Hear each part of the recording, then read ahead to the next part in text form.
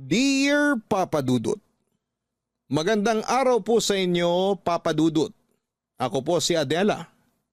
Nagsimula po ang kwento ko noong 32 years old pa lamang ako. Noong time na yon ay accounting staff po ako sa isang kumpanya. Hindi ko na lamang po babanggitin ang pangalan kasi wala na po ako ngayon doon.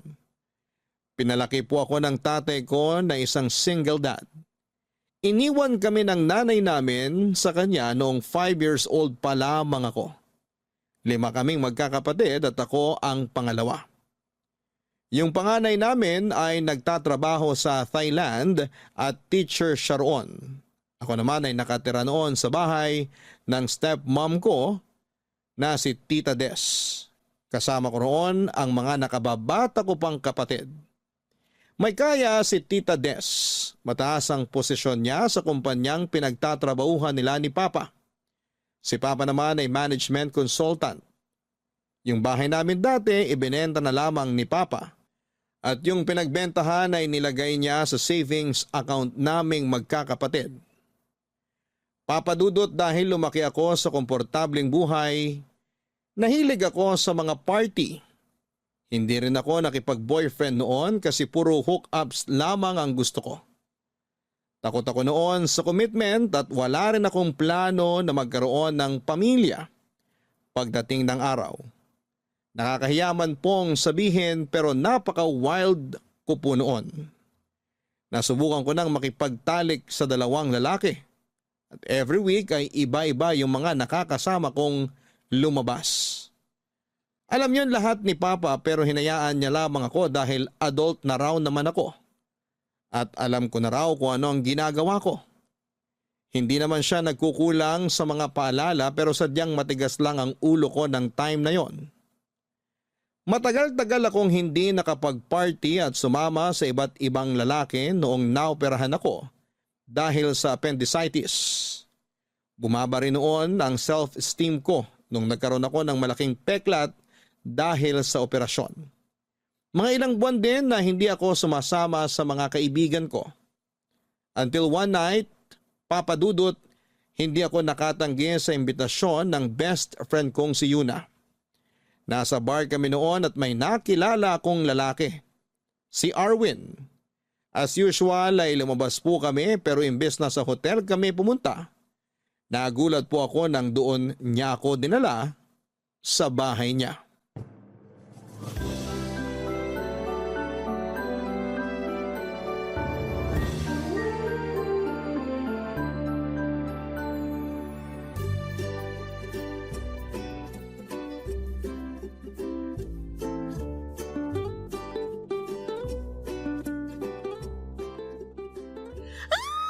Talaga?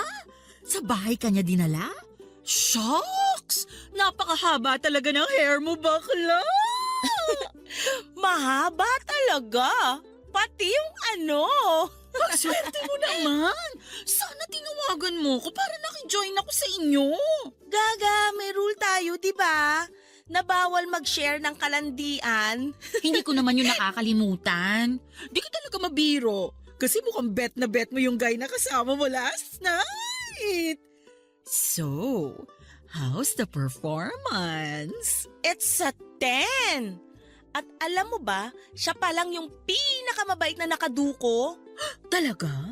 Paano mo naman nasabi? Pinagluto lang naman ako at hinatid pa pauwi. Nagpahatid ka sa bahay nyo?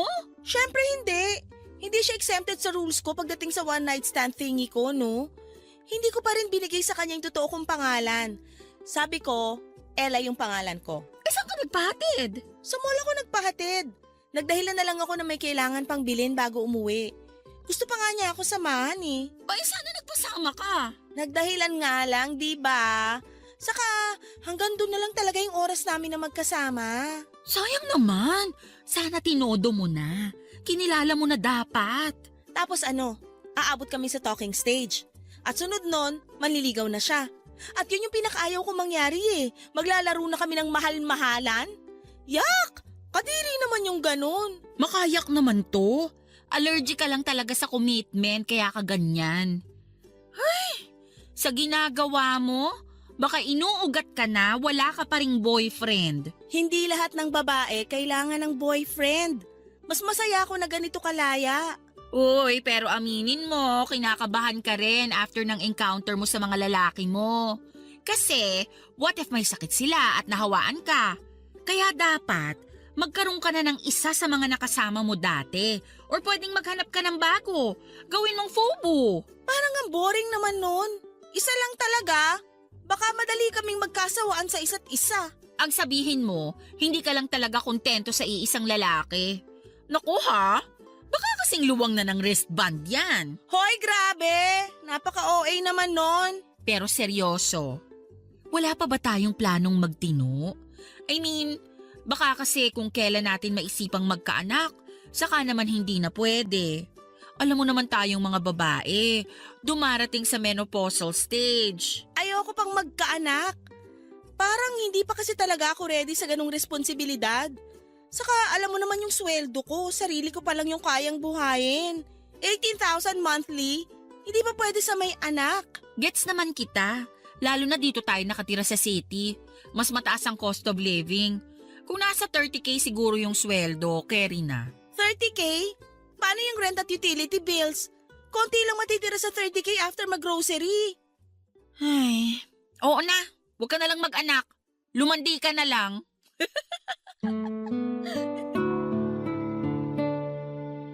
Papadudot sa lahat ng lalaking naka one night stand ko ay si Arwin pa lang ang nagustuhan ko ang personality. Kahit na isang gabi lang kaming nagkasama, naramdaman ko na iba siya. Parang mas naging interesado pa nga siya noon sa mga hilig ko at ibang mga bagay tungkol sa akin kesa sa sex. Kahit na yun naman talaga ang rason kung bakit ako sumama sa kanya.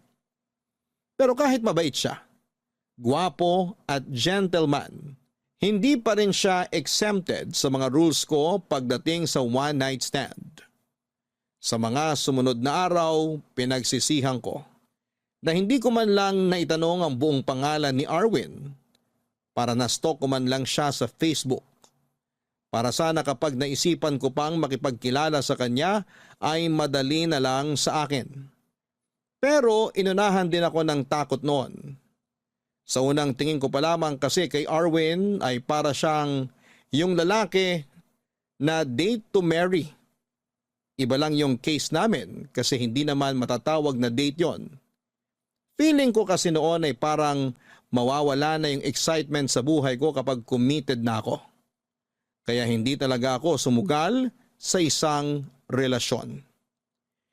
After 2 months, saka ko lang na-realize na si Arwin na pala yung huli kong naka one night stand. Hindi na kasi ako nakakalabas-labas noong nabisi na ako sa trabaho at nagkasakit pa. Kaya nawala na ako ng pagkakataong maglakwat siya. Hanggang isang araw, may napansin sa akin ang kaibigan kong si Yuna, Papadudot. Ang sarap, shucks. Ay, nagsisisi ako na isang cheeseburger lang binili ko. Hoy, matantakaw mo yata ngayon. Para namang first time mong makatikim ng cheeseburger. Nagugutom kasi ko, tsaka natatakam ako dun sa amoy ng patty. Parang gusto ko tuloy umorder nito para sa merienda mamaya. Tapos may kasamang mainit-init na fries na isasawsaw ko sa ice cream. Ay, parang ayoko na magtrabaho. Gusto ko na lang kumain ng kumain. Mas gusto ko yung fries.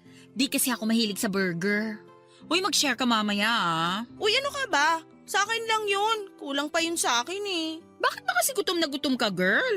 Hindi ka ba kumain kanina bago pumasok sa trabaho? Kumain naman. Pero nagugutom talaga ako eh. Kulang yung kinain ko kanina. Grabe ha, naninibago ako sa'yo. Kahit naman ako. Hindi ko nga alam kung bakit bigla akong tumakaw ng ganito. Siguro dahil sa stress sa work natin. Hindi na kasi tayo nakakapagwalwal. Inom kaya tayo mamaya? Sige, tara.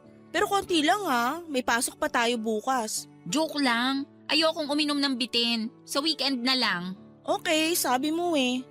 Wala rin naman ako sa mood uminom. Parang mas gusto ko matulog mamaya pag uwi ko. Wow! Ikaw ba talaga yan? Parang ibang Adela ata ang kaharap ko. Sana lang hindi ka sinasapian ng mabuting kaluluwa. Para kang tanga dyan, kung ano-ano sinasabi mo. Kasi nga nakakagulat na ayaw mong lumabas. Nasanay kasi ako sa Adela na mahilig pumarty. At saka alam mo na. Tapos isipin mo, 2 buwan ka ng ganyan. Kaya nahihiwagaan na talaga ako sa'yo. Wag mo na lang kasi kung pansinin. Kahit tumataba ka na. Ha? Uy, hindi ako nagbibiro ha. Nagkakalaman ka na talaga. Tignan mo yung pisngi mo. Oh, pati ang braso mo. Yung totoo, kailan yung huling beses na nanalamin ka? Kasi sa pagkakaalam ko, sa ating dalawa, ikaw yung masyadong self-conscious. My gosh! Oo nga! Hindi pwede to. Kailangan ko magpapayat. Mag-gym ka. Jim, paano sobrang busy natin? Girl, may weekend naman. Ayoko. Sa bahay na lang ako mag-workout. Plano mo bang magmukmok? Oh, grabe. Hindi talaga ikaw yan. Bakit ba kasi ang kulit mo? Kanina ka pa ah. Hala siya? Napikon ka na dun sa sinabi ko? Nakakainis ka kasi. Kung napapangitan ka sa akin, diretsuhin mo na lang. Uy girl, hindi na ba uso ang joke sa'yo? Ganito rin naman tayo dati ha. Bakit parang bigla kang naging sensitive dyan? Babalik na ako sa table ko. Wala na akong gana kumain. Tsusera ka, naubos mo na nga eh. Hoy, parang tanga naman to. Sorry na. Sorry kung na-offend kita sa mga nasabi ko. Hindi ko talaga alam na ma-offend ka ron. Nasanay lang kasi ako sa biruan natin.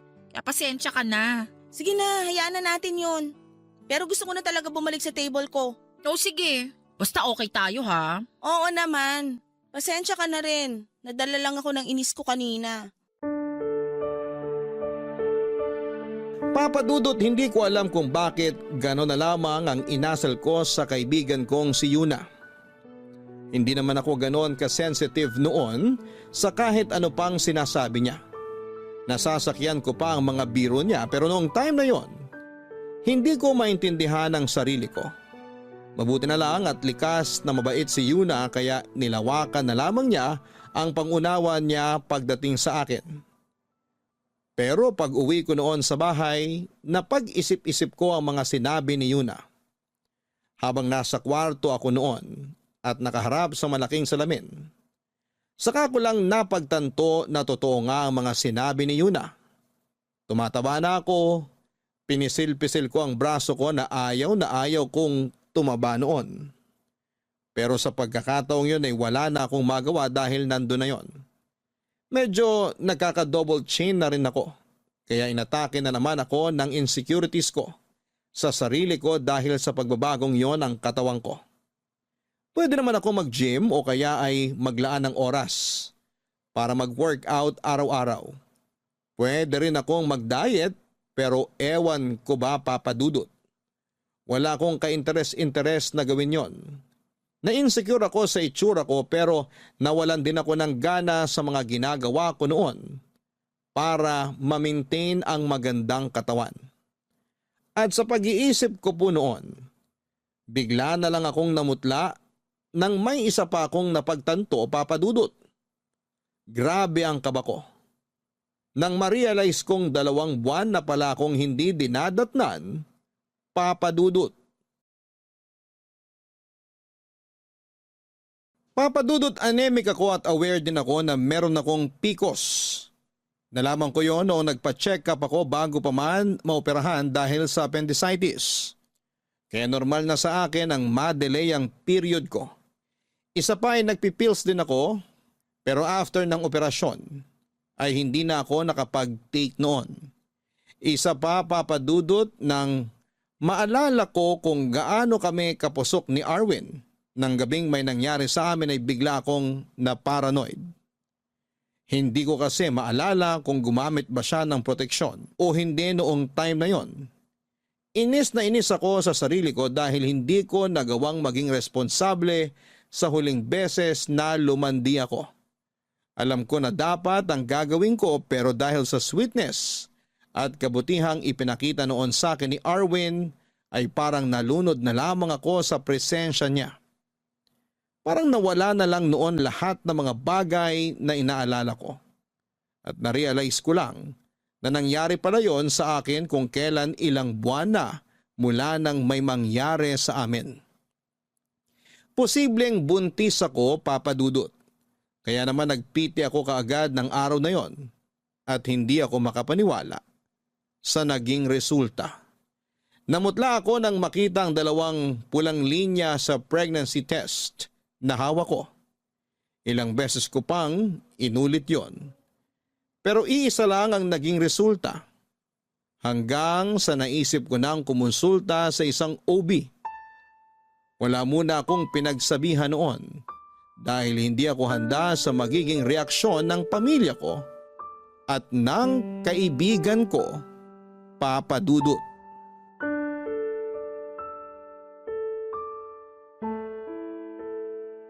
Oh my gosh, girl! Totoo ba? As in, buntis ka? Oo, confirmed na. Nagpatingin na rin kasi ako sa OB. At ang sabi niya, mahina raw yung kapit ng bata kaya maselan yung pagbubuntis ko. Alam na ba yan ng tatay mo? Hindi pa. Wala pa akong pinagsasabihan sa kanila. Tayong 2 pa lang ang nakakaalam nito. Ay, saka ayoko rin sanang ipaalam. Alam mo naman yung ugali ni Tita Des. Baka sabihin nun ipapaako ko pa sa kanila yung magiging gasto sa pagbubuntis ko. Pero paano ka niyan? Maselan yung pagbubuntis mo kaya kailangan mo ng matinding pag-iingat. Ilang buwan na lang, hindi ka na makakapagtrabaho niyan. Kaya nga kailangan kong paghandaan yun. Hindi na muna ako masyadong gagastos ngayon para makapagtabi ako ng pera. Pero girl, hindi magtatagal, lalaki na rin yung tiyan mo at malalaman din ng tatay mo na buntis ka. Hindi nila malalaman. O paano? Aalis ako sa bahay ni Tita Des. Maghahanap na lang muna ako ng murang paupahan. Ano? Seryoso ka ba? Mas lalo kang mahihirapan nun. Gagastos ka sa renta tapos mag-isa ka pa. Kailangan mo ng kasama. Kakayanin ko to ng mag-isa. Kasalanan ko naman to kasi hindi ako nag-ingat. Nako ha, alanganin talaga ako sa desisyon mo na yan. Ay, natatakot din naman ako. First time kong magbuntis. Hindi ko pa gustong magkaanak pero wala naman akong balak na palaglag tong bata.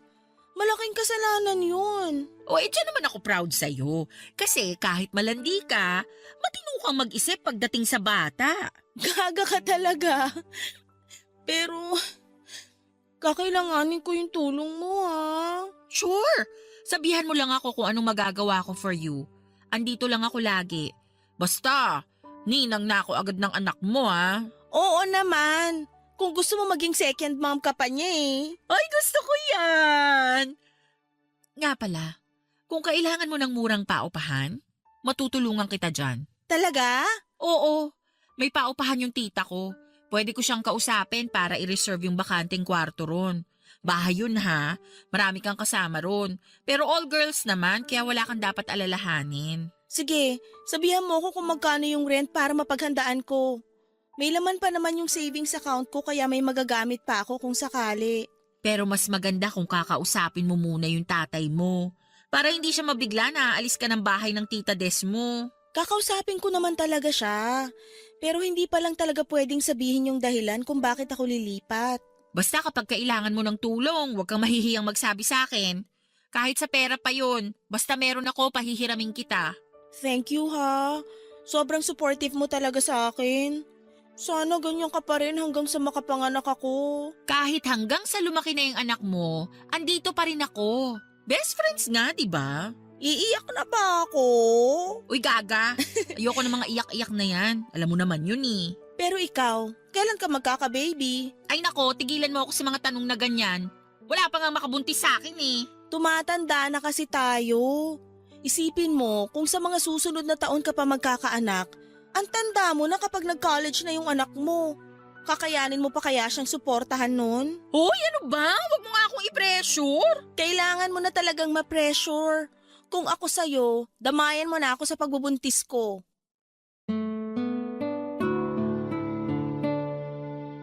Papa Dudut, sa tulong ni Yuna ay nagawa kong makalipat sa isang maliit na kwarto sa pinapaupahang bahay ng tita niya.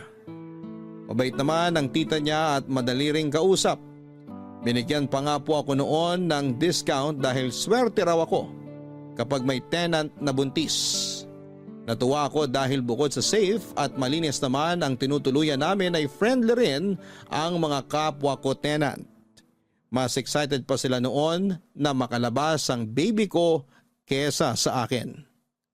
Ang kagandahan pa sa inuupahan ko ng time na yon ay malapit lang yon sa ospital. Hindi ako mahihirapan tuwing kailangan kong magpa-check up. Ang problema ko lang noon, Papa Dudut, ay nahirapan na talaga akong kumilos noong lumaki na ang tiyan ko. Hindi ako pwedeng mapagod ng sobra at ma-stress. Hindi rin ako pwedeng magbuhat ng mabibigat. Sa dami ng bawal sa akin noon ay hindi na po ako nakapagtrabaho. May naipon naman ako para sana sa panganganak ko pero hindi nasasapat yon kung kasama pa ang budget ko hanggang sa makapanganak ako at makarecover. Kaya naman kahit nag-aalangan ay humingi na ako ng tulong sa tatay ko. Papa Dudut, hindi naman nagalit ang tatay ko noong nalaman niyang buntis ako. Nag-worry lamang siya sa kalagayan ko at sinabing mas maaga sana ako nagsabi sa kanya para hindi na ako nahirapan pa. Kinumbinsi niya ako na ipaalam sa ama ng dinadala ko ang tungkol sa pagbubuntis ko. Pero hindi ko naman po masabi sa kanya na hindi ako sigurado kung si Erwin ang ama ng ipinagbubuntis ko. Lalo na't hindi ko naman talaga lubusang kilala ang lalaking yon. Pero sa kabila ng lahat ay sinagot ni Papa ang mga gastusin sa pagbubuntis ko. Wala na rin akong nagawa noong pinabalik niya ako sa bahay ni Tita Des dahil kailangan ko raw ng mas komportableng matutuluyan.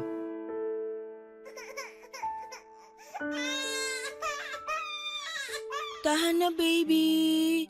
Nandito lang naman si Mommy. Hindi mo ba kayang patahanin yung anak mo? Nakakaistorbo ng tulog eh. Ang ingay-ingay. Pasensya na, tita. Nilabas ko lang siya ng kwarto para paarawan kanina. Oh, tapos na kayo magpaaraw, di ba?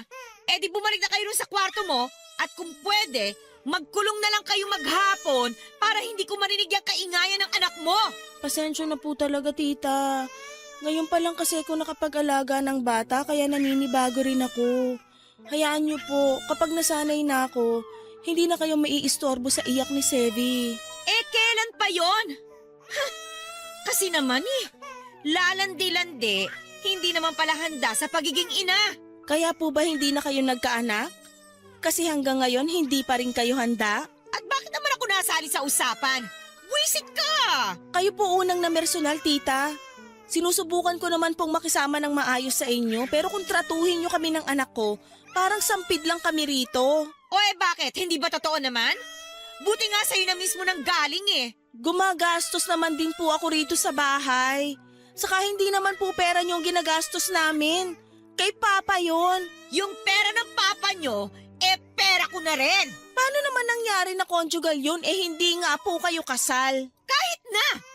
Sa mata ng mga tao, ako na yung asawa ng papa nyo. Sa madaling salita, feeling nyo lang po yun. Pero hindi naman talaga. Bastos ka! Kayo rin naman po Kaya patas lang. Sa susunod na pagsalitaan mo ako ng ganyan, palalayasin kita rito. Di go! Para naman gustong gusto kong makasama kayo rito. Akala nyo ba kapag napaalis nyo ako rito, titigil na si Papa sa pagtulong sa amin ng anak ko? Asa ka, tita. At talagang proud ka pang manandika kaya ka nagkaanak? Proud ako na may anak ako kahit na wala siyang tatay. At least ako, meron. Ikaw, wala. Kung gugustuhin kang hiwalayan ng tatay ko, baka hindi na siya magdalawang isip kasi madali ka lang namang iwanan. Wala kang pinanghahawakan. Wala kang karapatang pagsalitaan ako ng ganyan. Ikaw rin po, tita. Wala kang karapatang insultuhin kami ng anak ko kasi hindi naman ikaw yung nagpapalamon sa amin. Saka bakit ba big deal sa'yo yung simpleng pag-iyak ng anak ko? Para namang hindi ka dumaan sa pagiging baby. Wala ka talagang utang na loob! Ang tagal ko na kayong pinatira dito, tapos gaganyanin mo lang ako? Marunong po akong tumanaw ng utang na loob. Pero hindi ibig sabihin nun, hahayaan ko na kayong insultuhin kami. Saka kahit ano namang gawin ko, ganyan pa rin yung sasabihin nyo.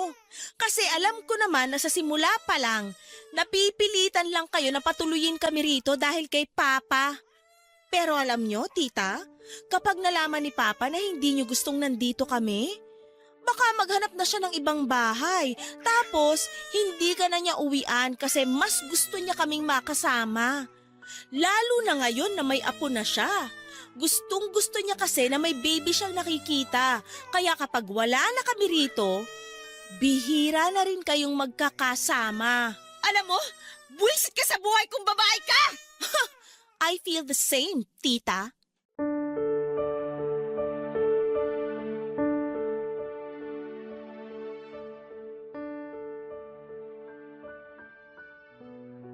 Papa Dudut, pinalaki ako ng tatay ko na palaban at hindi basta-bastang nagpapatapak sa kahit na sino.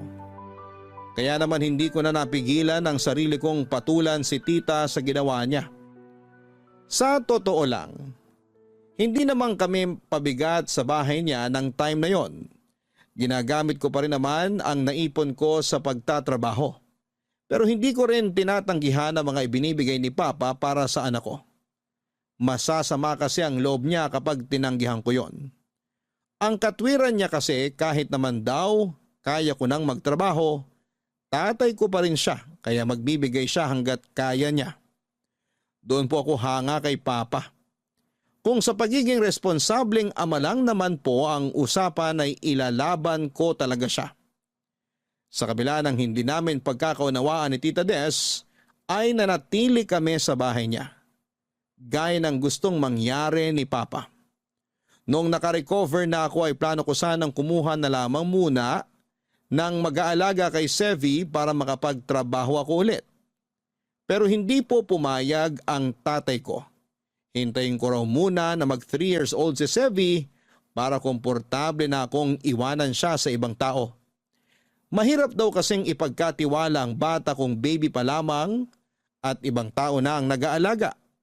Lalo na't hindi ko nakikita. Nagpatulong na lamang siya noon sa akin sa ilang paperworks niya dahil kaya ko namang gawin ang mga yon. Tapos ay binabayaran pa niya ako ng buwanan. Papadudot nung 3 years old na si Sevi, may napansin po ako sa anak ko. Sa ganong edad kasi ay hindi pa rin siya nakakapagsalita. Actually, matagal ko nang napapansin na hindi siya nagre-respond kapag tinatawag ko siya sa pangalan niya. Hindi rin po siya nakikinig tuwing sinasaway ko sa sobrang kakulitan niya. Pero akala ko po noon ay normal lang sa bata yon. Hanggang sa may napanood po ako tungkol sa autism spectrum disorder. Papadudot, may napanood akong nanay na nagba-vlog tungkol sa anak niya na may autism spectrum disorder or ASD. Parehong-pareho nito ang behavior na na-observe ko sa anak kong si Sevi. At para makasigurado ay kinonsulta ko na siya sa isang developmental pediatrician. At doon ko na po nakumpirma na may ASD nga ang anak ko. Hindi ko po alam kung ano ang magiging reaction ko noong nalaman ko yon. Sobra po akong nalungkot at nakaramdam ako ng takot para kay Sevi. Aware naman po kasi ako sa mga iniisip ng ibang tao na walang sapat na kaalaman sa ganong kondisyon ng bata. Pero hanggat maaari, hindi ko itinuring na iba ang anak ko. Pinalaki ko siya ng normal at hindi itinatago sa mga tao. Hindi naman po yun naging madali para sa akin, lalo na at maraming nagsasabi na hindi siya normal. Marami rin yung kinakawaan siya na para siyang may malubhang sakit at hopeless case ang kondisyon na meron siya. Kaya madalas akong may nakakasagutan noon. Sa katagalan ay nasanay na rin po ako sa mga tao sa paligid ko. Imbes na makipagtalo o makipag-away ay pinapaunawa ko na lamang sa kanila ang kondisyon ni Sevi. Pero kung nagagawa ko yon sa ibang tao, kabaliktaran naman ng kay Tita Des. Kahit kasi alam niya na may ASD ang anak ko ay sarado ang isipan niya para maintindihan yon, Papa Dudut.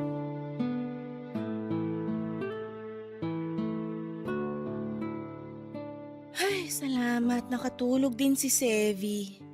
Makakapaglaban na ako.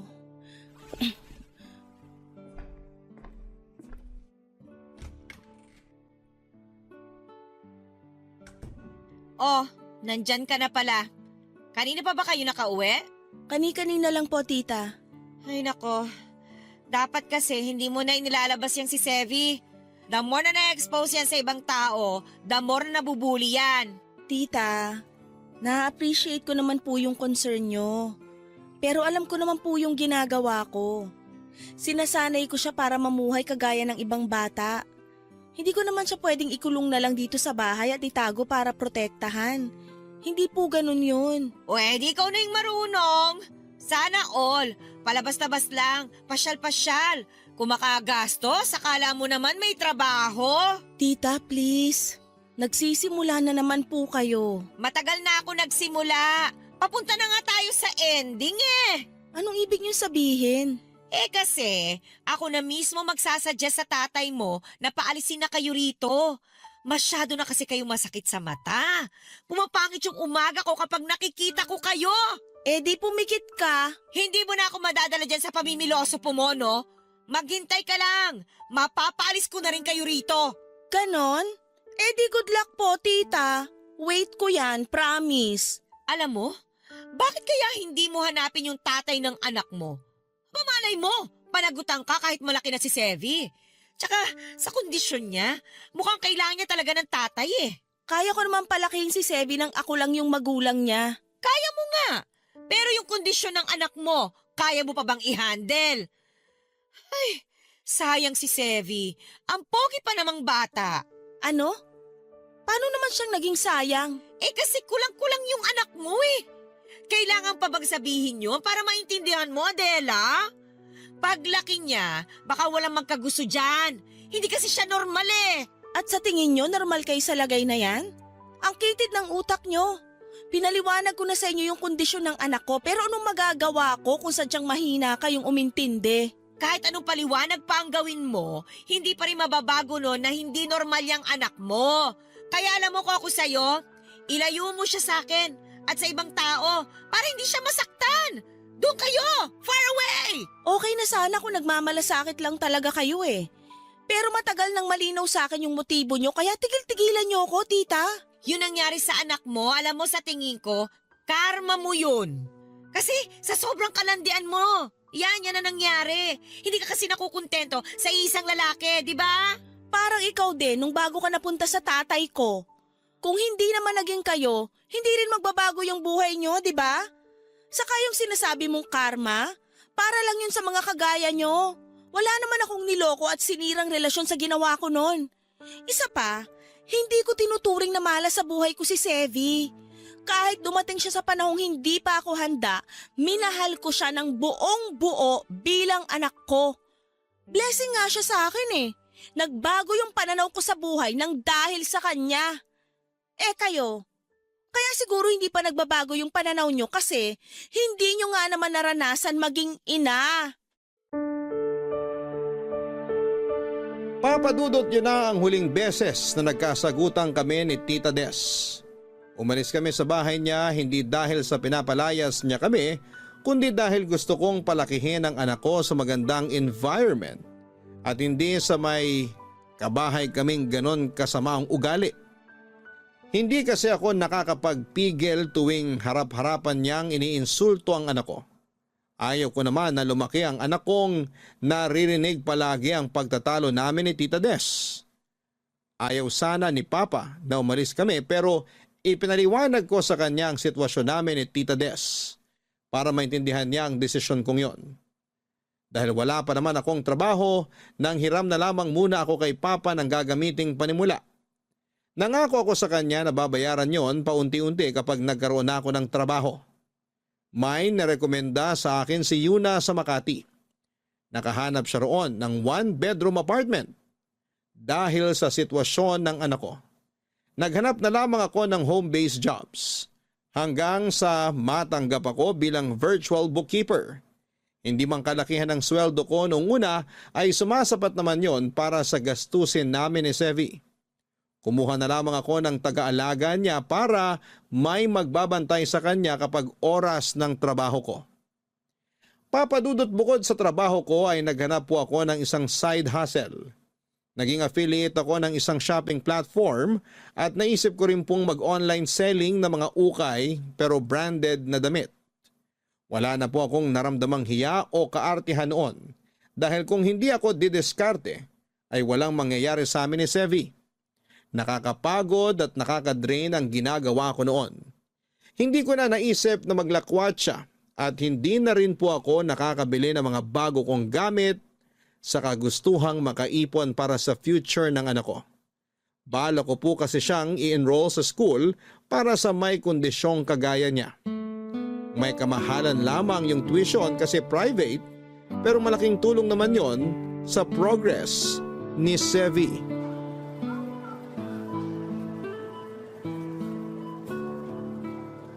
Sayang, wala na palang egg noodles dito.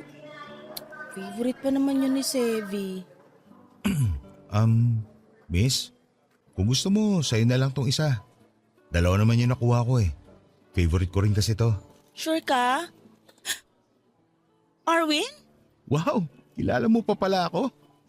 Ikaw si Ella, tama? Tagal nating di nagkita. Kamusta ka na? Okay lang naman. Ikaw? Eto, pogi lang. Wow ha, believe talaga ako sa confidence mo. Sa confidence na nga lang kumakapit eh.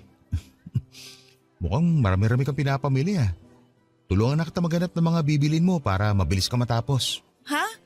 Wag na. Okay lang ako, kayang-kaya ko na to. Para sana makapagkwentuhan pa tayo kahit sandali lang.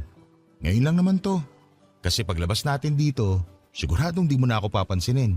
Uy, di naman. Kaya nga pumayag ka na. Sige na nga, baka di mo rin ako tigilan eh. Ano pa ba yung kulang dito sa cart mo? Toiletries na lang. Okay sige, nandun lang naman yung sa kabilang section. Tara. Nag-grocery ka rin pala. Oo, mas gusto ko kasing ako'y namimili ng mga kailangan sa bahay. Lumipat ka na dito sa Makati? Oo, kapatid ko na yung nakatira doon sa bahay na inuuwian ko dati. Actually, sa parents namin yon, binigay lang sa akin. Pero matagal ko nang gusto lumipat dito. Maganda kasi offer sa akin dito sa Makati kaya pinatos ko na. Bumili ka ng bagong bahay? Condo unit lang. Buti ka pa. Ako kasi nag-rent lang. Okay lang yan. Makakausad ka rin pagdating ng araw. Dito na yung toiletries. Ikaw na mauna magliko ng cart mo. Sige. Oh, nahulog phone mo. Ako na kukuha. Salamat. Eto, ang cute naman ang nasa wallpaper mo. Anak ko to, si Sevi. Siya yung may favorite ng egg noodles. Galing naman, pareho kami. Comfort food niya kasi yun. So, may asawa ka na pala?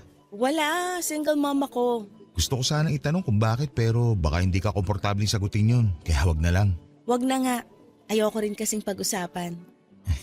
Sabi ko nga. Kaya hindi rin ako magtatanong tungkol sa'yo. Okay lang naman kung gusto mo magtanong sa akin. O kaya, ako na lang yung magkukwento. Noong nagkita kasi tayo, halos hindi tayo nakapag-usap. Oo nga eh. Pero gano'n naman talaga kapag one night stand lang, di ba? Na-break ko na nga yung isa sa rules ko nung hinatid mo ko eh. May mga rules ka rin pala. Ikaw rin ba? Oo, pero konti lang naman. Talaga? Ano yung isa sa rules mo? Hindi ako nakikipagrelasyon sa mga naka-one night stand ko. Bakit naman? Magiging komplikado lang. Siyempre ako, alam ko yung rason kung bakit ko yung ginagawa. So pareho lang kami ng mga babae na ikakama ko. At gaya ko, marami na rin dumaan sa kanila. Kaya sa tingin ko, hindi sila yung babaeng tatagal sa isang relasyon. Wow, so gusto mo pala yung tatagal sa relasyon. E di sana nanligaw ka na lang para hindi mo na kailangan ng ka-one night stand. Nag-e-explore pa kasi ako noon. Ini-enjoy yung pagiging single. Kaya wala pa talaga akong balak na manligaw. Pero nagbago na yun ngayon. Gusto ko, kung may makakarelasyon man ako, yun na rin yung pakakasalan ko. Date to marry guy ka pala. Parang gano'n na nga. Okay, tama na tong chismisa natin. Kukuha na ako ng mga kailangan namin tapos diretso na ako sa counter. Ikaw ba? Gano'n din. Kaya sabay na lang tayo. Ikaw bahala.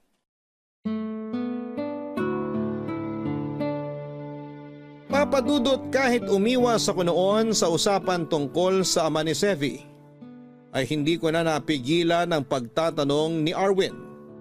Lalo na noong nalaman niya kung ilang taon na ang anak ko. Parang may iba raw kasi siyang nararamdaman noong nakita niya yung wallpaper ko noong time na yon. Naging honest naman ako noong tinanong niya kung may ibang lalaki pa ba akong nakasama matapos yung nangyari sa amin. Sinabi ko na rin na posibleng siya ang ama ni Sevi pero niremind ko rin siya na huwag munang mag-assume hanggat hindi pa napapatunayang mag-ama nga sila. Bago nga po kami naghiwalay noong araw na yon, ay siya na mismo ang kumuha ng contact details ko para magkausap kaming muli. Inad niya ako sa Facebook at nag-message din siya kaagad. After kong i-accept ang friend request niya, sunod-sunod na po ang naging tanong niya tungkol kay Sevi. Walang araw na hindi niya kinukumusta ang anak ko, kahit na hindi pa siya sigurado kung siya nga ang ama nito. Na-touch ako sa ginagawa niya noon. Sinabi ko rin ang kondisyon ni Sevi at tinanggap naman niya yon. Nag-suggest pa nga siya ng magandang eskwelahan para sa bata. Parang mas excited pa nga siya noon kesa sa akin. May pagkakataon na sinusubukan niyang kausapin si Sevi through video call. Pero kahit siya ay hindi rin pinapansin ang anak ko. Gayon pa man ay nakita ko ang pagiging patient niya sa ganong sitwasyon. Lalo na yung pagiging kalmado niya. Bagay na gustong gusto ko sa isang lalaki. Kaya naman tuwing nagme-message si Arwin ay iba na yung excitement na nararamdaman ko. Sa tingin ko nga po noon ay nagugustuhan ko na siya. Papa Dudut. Papa Dudut, sa muli naming pag-uusap ni Arwin ay mas napalagay na ako sa kanya. Kaya naman inamin ko na sa kanya na hindi talaga Ella ang pangalan ko. Natawa pa siya dahil hindi ko naman daw kailangang ilihim ang tunay kong pangalan. Kung ayaw ko na raw makipagkita o makipag-usap ulit ay irerespeto naman daw niya. Hindi namin napag-usapan ang personal naming buhay, kaya hindi ko alam kung may nakarelasyon na siya. Matapos yung una naming pagkikita. Laging tungkol kay Sevi ang topic namin pero sobrang na-appreciate ko yon. Hanggang isang araw ay bigla naming napag-usapan yung nangyari sa amin. Doon ko lang napagtanto kung bakit parang sigurado na si Arwin na siya ang ama ng anak ko at kung bakit gano'n na lamang siya ka-attach sa bata. Hindi raw pala siya gumamit ng proteksyon. Nakaligtaan na raw niya yon dahil sa kapusukan naming dalawa. Papa Dudut, nahihiya ako tuwing naaalala ko yon. Hindi ko man lang ma-imagine na naging ganun pala ako ka-wild noong wala pa akong anak. Na umabot pa sa puntong nabuntis ako tapos ay hindi ko alam o hindi ako sigurado kung sino ang ama ng pinagbubuntis ko. Hindi ko po alam kung ano ang magiging reaksyon ng mga listeners ng Barangay LS sakaling umere po itong kwento ko. Pero medyo inaasahan ko na rin po na hindi nila magugustuhan yung naging gawain ko noon. Tungkol naman po sa hinala ni Arwin na siya ang ama ni Sevi. Para makasigurado ay hiningi niya ang consent ko para sa sample ng anak ko na kailangan niya para sa isang paternity test.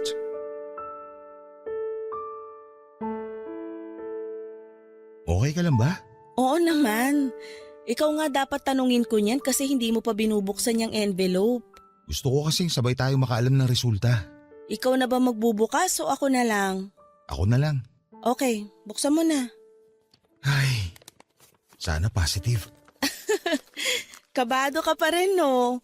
Tingnan mo na kaya. Nabuksan mo na eh. Eto na, promise. Positive! Adela, nag-match kami! Yun! Ano ko si Sevi? May anak na ako! Daddy ka na. Pwede ba akong ilagay sa birth certificate niya bilang tatay niya? Well, pwede naman pero may proseso yon. Willing ka bang maabala? Kahit ano para kay Sevi. Sana hayaan mo ako magbigay para sa mga gastusin niya. Sa therapy niya, sa mga gamit niya, sa tuition niya, lahat. Ikaw na maraming ipon. Hindi naman. Matagal na rin kasi ako nagtatrabaho at wala naman ako sinusuportahan. Yung parents mo. Baka ako pa ibigyan nila. Hindi kasi sila nanghihingi sa amin. Kaya kami na lang nagkukusa. Pero mga regalo lang o kaya pagkain. Hindi nila tinatanggap pag pera. Pakisabi sa parents mo magpapaampon ako. Kami ni Sevi. Ako na lang ang aampon sa inyo. Talaga? Kaya mo bang umampon ng dalawa? Sama mo pa pamilya mo. Uy, biro lang ha. Baka mamaya, isipin mong napakayabang ko namang tao. Hindi naman ako ganun. Since mukhang financially stable ka na, hindi mo pa ba naiisip na magkaroon ng sarili mong pamilya? May anak na ako, di ba? I mean, yung may asawa ka, ganun. Hindi pa namin napag-uusapan ng girlfriend ko yung tungkol sa kasal. Busy pa kasi siya sa karir niya eh. May girlfriend ka na pala. Oo, 2 years na kami. Actually, magkakasundo kayo nun. Special education teacher siya. Matutulungan niya rin si Sevi. Mabuti kong ganun. Okay ka lang ba? Parang nanamlay ka bigla. May iniisip lang ako. Iniisip mo ba kung paano sasabihin kay Sevi na ako yung daddy niya? Hindi ko alam kung maiintindihan niya na yung ganitong bagay, pero makakatulong kung palagi ka niya nakikita at nakakasama. Walang problema sa akin yun. Palagi ko siyang pupuntahan. Pero tingin mo magiging okay lang lahat to sa girlfriend mo? Oo naman. Maiintindihan niya yung tungkol kay Sevi. Yung sa atin, nangyari naman yun bago pa naging kami. At hindi ko rin alam na may anak na pala ako. Ikaw rin. Hindi ka sigurado no na ako yung ama. Kaya sa tingin ko, magiging okay pa rin kami kahit malaman niya yung tungkol sa anak natin. Sana nga. Ayokong maging dahilan kami para magkasira kayo. Pinatibay niyo yung 2 years niyong relasyon at sisiguruhin kong hindi kami ni Sevi yung sisira nun. Alam ko rin naman na hindi yun mangyayari. Hindi ikaw yung klase ng babae na maninira ng relasyon ng iba. Kung makapagsalita ka dyan, parang kilalang kilala mo na ako. Siguro nga nagkakilala tayo sa maikling panahon pa lang. Pero iba yung nakita ko sa'yo. Mabuti kang ina kay Sevi. Sa totoo lang, hindi ko inaasahan na magiging ganun kakakalmado para sa isang batang may autism. Yung ibang nanay kasi maiksi yung pasensya. Umaabot sila sa punto na sinisigawan na nila yung anak nila. Hindi ko yan kayang gawin kay Sevi. Dugot laman ko siya kaya sobrang mahalaga siya sa akin. At kasama mo na ako magpapahalaga sa kanya ngayon bilang ama niya. Papa Dudut, ayoko naman talagang masira ang relationship ni Arwin at ng girlfriend niya. Pero aaminin ko, lihim kong hiniling na sana kami na lang para mabuo yung pamilya namin ni Sevi. Isa pa ay sino ba naman ang hindi nagugustuhan ang lalaking napaka-green flag. Hindi naman siya perfect. May mga kalokohan din siya sa buhay pero gaya ko, isa rin siya sa mga taong nagpapatunay na hindi yung mga kalokohang ginawa namin ang magde-define kung mabuting tao kami o hindi. Pero kahit gusto ko siya bilang isang lalaki, ay hindi ko rin kaya na maging dahilan para masaktan ang ibang babae. Oo, sobrang wild ko noon at parang babaeng pakawala ako. Pero never ko pang nagawa na mang-agaw ng boyfriend ng iba o manira ng relasyon. Sinigurado ko rin na yung mga nakakasama kong lumabas ay walang karelasyon para hindi magkaroon ng problema. Ipinaalam ni Arwin sa girlfriend niya ang tungkol sa paternity test. Laking pasasalamat ko noong hindi ito nagalit. Wala raw problema ito kung magpapakaama si Arwin sa anak namin. Kaya naman nakahinga na ako ng maluwag noon. Hindi ko na rin masyadong poproblemahin ang mga gastos kay Sevi dahil may katulong na ako noon. Napakaswerte ko po, Papa Dudut, at hindi ko po alam kung anong nagawa ko para i-bless ako ni Lord ng ganon. Pero bukod po doon ay may mas maganda pang nangyari.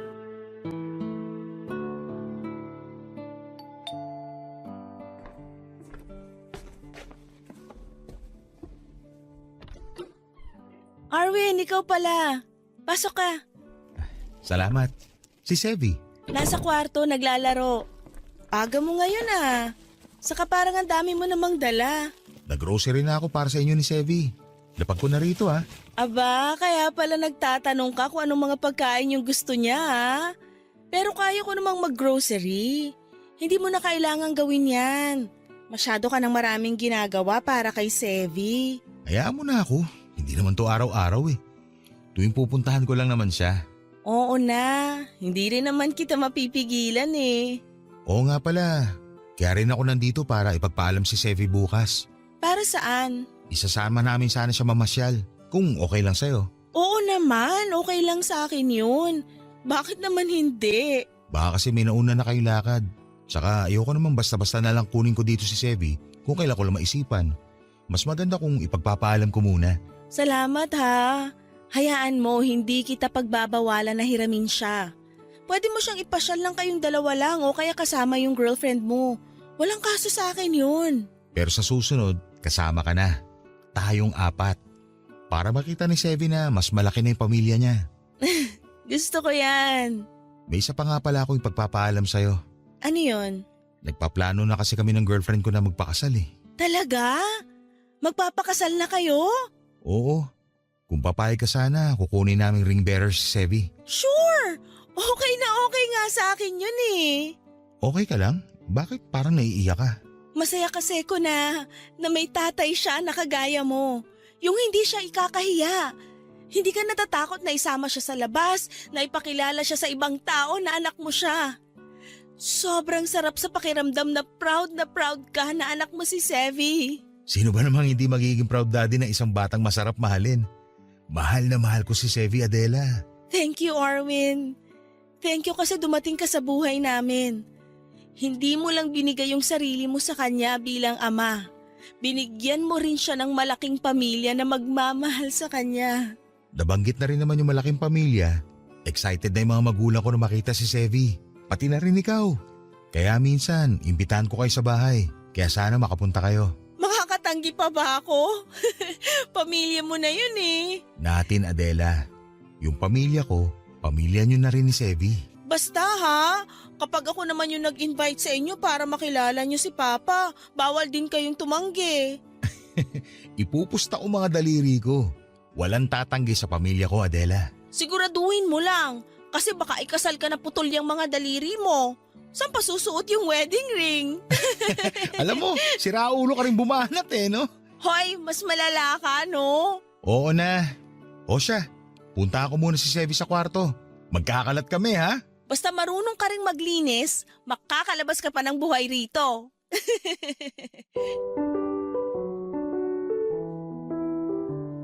Papa Dudut, sobrang saya ng puso ko dahil hindi lang nagkaroon ng ama si Sevi kundi nagkaroon pa siya ng malaking pamilya na hindi ko rin talaga inaasahan. Gaya ng sabi ni Arwin, mabait ang mga magulang niya at napamahal kaagad sa kanila ang anak namin.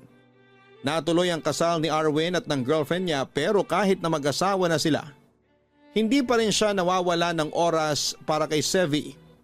Mas napadalas pa nga ang pagpunta nila sa amin para makapag-bonding kami. Sa lahat ng nangyari sa buhay ko, hindi ko akalain na magiging matalik kaming magkaibigan ni Arwin. Nagawa namin yon para kay Sevi. Bilang respeto sa asawa niya ay kinalimutan ko na at pilit na binura ang nararamdaman ko para kay Arwin. Sa katagalan naman ay nagawa ko rin yon. Kaibigan na lang talaga ang tingin ko sa kanya at isang mabuting ama para sa anak ko. Imbis na ikahiya niya si Sevi dahil sa kondisyon ng anak namin ay pinagmamalaki pa niya na may anak siya. Binuksan niya ang isipan ng mga taong hindi pa lubusang nauunawaan ng kondisyon ni Sevi at ng iba pang mga batang may ASD. Sabi nga po ni Arwin, kung isa raw kaming puzzle, si Sevi yung pinakamahalagang puzzle piece na bumuo sa amin. Sa ngayon ay nakalipat na kami ni Sevi sa bagong bili naming bahay. 5 years old na siya at nakapagsasalita na rin sa tulong ng mga therapy niya. Hanggang dito na lamang po ang medyo komplikado pero masayang kwento ng buhay ko at ng aking anak na si Sevi Papa Dudut. Maraming salamat po sa inyong lahat na nasa likod ng napakagandang programa ninyo sa radyo. Sana po hindi kayo magsawa na magbahagi ng iba't ibang kwento ng totoong buhay para magsilbing inspirasyon sa amin. Malaking bagay po ito para sa amin na minsan ay pinanghihinaan din ng loob. Mabuhay po kayo and God bless. Ang inyong forever kapuso at kabarangay, Adela. Mga kabarangay, huwag nating tingnan ang autism bilang isang limitasyon. Ang mga batang may ganitong kondisyon ay may kanya-kanyang kwento ng lakas at katatagan. Kaya naman hayaan natin sila na ipakita ang kanilang kakayahan at makasabay sa mundong sa kanila rin naman nakalaan. Natatangi ang kanilang kakayahan at talento. Hindi nila kailangang magbago para makibagay sa mundo dahil ang mundo mismo ang kailangang matuto na tanggapin sila at pahalagahan. Malaking tulong ang pagtanggap na ito para sa mga magulang tulad ni Adela at Arwin. Kaya ugaliin nating maging sensitibo sa mga salitang binibitawan natin. Dahil kung meron mang higit na masasaktan, yon ay ang mga magulang na buong pusong tinanggap ang kanilang mga anak. Anuman ang kanilang kondisyon. Hanggang sa muli mga kapuso, ako po si Papa Dudut. Nakasama ninyo sa mga kwento ng pag-ibig, buhay at pag-asa sa nangungunang Barangay Love Stories Number 1. Dear Papa Dudut, magandang araw po, itago niyo na lamang po ako sa pangalang Kiel. 31 years old at dati po akong online sex worker na nakatira sa Pasay. Bunso ako sa 4 na magkakapatid. Ang buhay ng pamilya namin ay may halintulad ko sa bagyo. Napaka-unpredictable. May mga panahon na para bang nasa alapaap kami na kaya naming bilhin lahat ng bagay na gusto namin. At may mga panahon din na walang-wala kami ni pambili ng itlog na ulam. Ay hirap pa kami, Papa Dudut. Parehong sugarol ang mga magulang ko. Nasanay na kaming magkakapatid na nakaasa sa swerte ng nanay at tatay namin sa sugal na ginawa nilang trabaho sa pang-araw-araw. Tuwing hapon, sa halip na magsiesta, ay lumalabas agad si nanay ng bahay, dala ang mga kakaning ibinebenta nito. Dumidiretso ito sa bahay ng kaibigan niyang may sariling sugalan sa likod ng kanilang bahay. Doon ay pinagsasabay niya ang pagtitinda habang nakaupo sa harapan ng mga baraha. Sa kabilang banda ay nalulong naman sa sabong ang tatay ko. Kapag nananalo ng sugal ang mga magulang ko ay daig pa namin ng mayayaman kung maglustay ng pera. Pero kapag pareho silang minalas ay nagtsatsaga kami sa instant noodles at dilatang ulam. Dahil sa mga bisyo ng mga magulang ko ay mabilis na nalubog sa utang ang pamilya namin. Umabot sa halos kalahating milyon ang pinagsamang utang ng mga magulang ko. Sa puntong hindi na nila ito kayang bayaran, kaya ang ginawa ng tatay ko ay tinakasan na lamang niya ang mga ito. Nagising na lamang ako isang araw na hindi namin mahagilap ang tatay ko. Yun pala ay tinakbuhan na niya ang mga pinagkakautangan niya. Papa Dudut.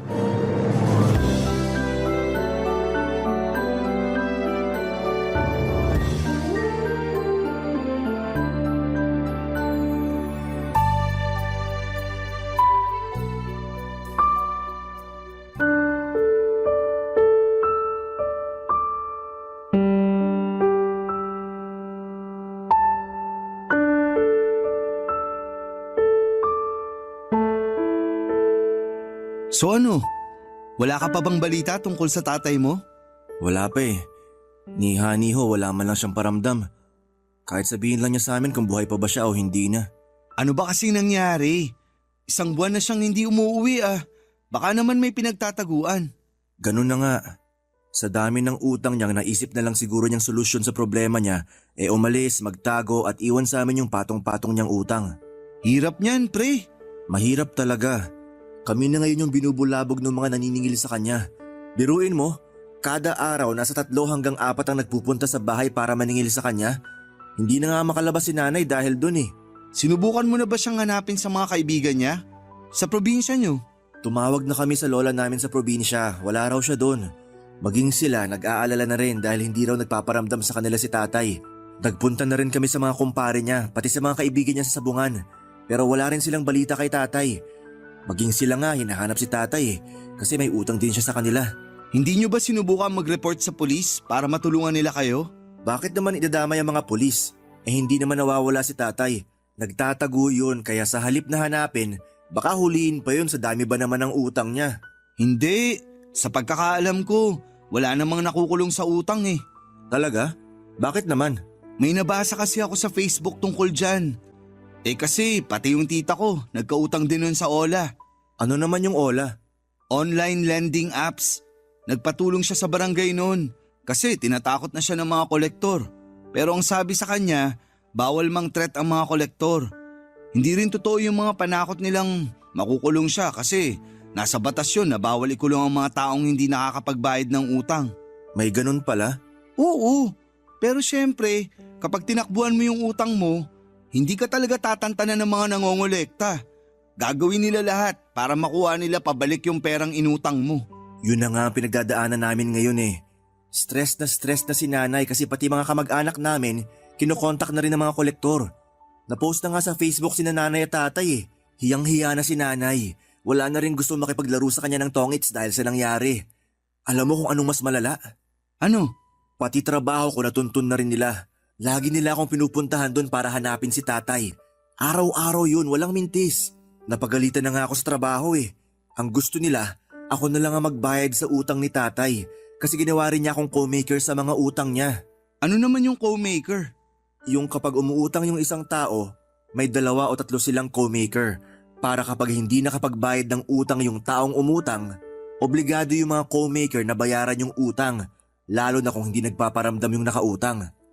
Sa sitwasyon namin, lahat kami sa pamilya, si nanay pati 3 kapatid ko, co-maker sa mga utang ni tatay. Ang lala pala ng problema nyo. Kaya nga hindi ko na rin alam kung anong gagawin ko eh. Paano ko mababayaran yung libu-libong utang ni tatay kung isa lang akong gasoline boy? Yung araw-araw kong ang sahod, hindi na makasurvive sa isang araw eh. Di subukan mo na lang umutang din para magbayad sa utang ng tatay mo. Di mas lalo na kaming nalubog sa utang niyan. Wala eh, yun lang yung naisip kong paraan eh. Ang hirap kasi ng problema nyo. Kung pwede lang sanang tularan si tatay na magtago na lang din ako. Pero di ko kayang iwan si nanay eh. Naaawa na rin ako sa kanya. Kapit ka lang pre. Sigurado namang giginhawa rin ang buhay nyo balang araw. Basta, laban lang. Papadudot lumipas pa ang ilang buwan at hindi na talaga nagparamdam pa sa amin si tatay. Tumigil na rin kami sa paghahanap sa kanya dahil alam naming mahirap hanapin ang taong ayaw magpahanap. Dahil nga sa sunod-sunod na pangaharas sa amin ng mga debt collectors, ay napilitan kaming ibenta noon ang mga appliances sa bahay. Pati nga motor ko noon na ilang taong kong binayaran ay naibenta ko na rin para lamang mabawasan na mga utang ni tatay. Nasa punto na kami noon ng buhay namin na sobrang lugmok na kami, papadudot. Hindi na rin kinaya noon ng panganay naming kapatid ang problema sa bahay, kaya naman mas pinili na lamang niyang bumukod at makipag-live-in sa kanyang boyfriend. Hindi ko rin naman maaasahan noon ang 2 ko pang kapatid dahil pareho pa silang walang trabaho at tambay lamang sa bahay. Tanging kami na lamang ni nanay noon ang magkatuwang para buhayin ang pamilya naming tinalikuran ng sarili naming padre di pamilya. Ginawa ko ang lahat ng makakaya ko para kumita ng ekstrang pera. Naghanap ako ng sideline at pati sa gabi ay nagtatrabaho din po ako. Lahat ng pwedeng pagkakitaan ay pinatos ko. Pero kahit na anong pagod ang gawin ko noon, ay hindi pa rin talaga yon sapat para bayaran ang utang ni tatay. Para lamang ako nagtutulak ng isang malaking pader na kahit na anong paghihirap, ang gawin ko ay hindi man lamang ito gumagalaw. Hanggang sa isang araw, isang kaibigan ang nagalok sa akin ng isang trabaho na maaari raw akong makakuha ng easy money, papadudot.